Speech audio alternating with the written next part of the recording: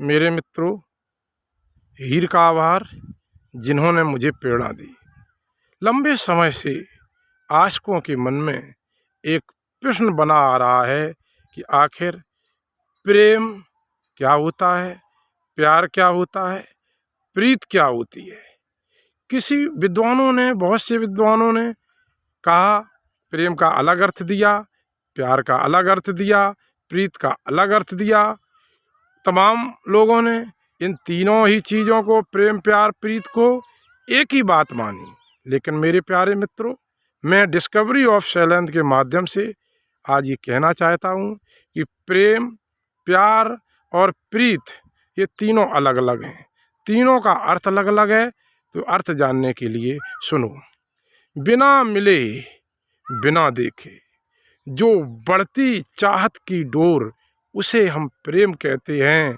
बिना मिले बिना देखे सिर्फ सुनकर जो बढ़ती चाहत की डोर, उसे हम प्रेम कहते हैं। देखकर मिलकर जो बढ़ती चाहत की डोर, उसे हम प्यार कहते हैं।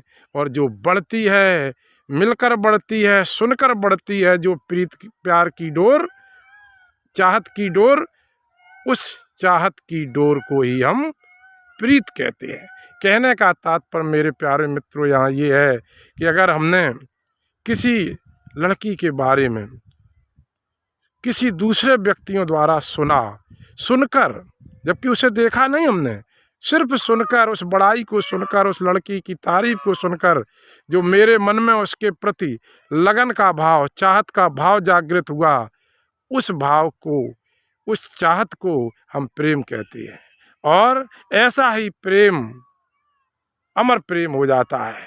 क्यों कि जो तड़प होती है, अगर नायक और नायिका, लड़का और लड़की आपस में मिल जाएंगे तो वो चाहत जो है वो बढ़ेगी नहीं, क्योंकि जो तड़प है वो तभी बढ़ती है जब दूरियां होती हैं।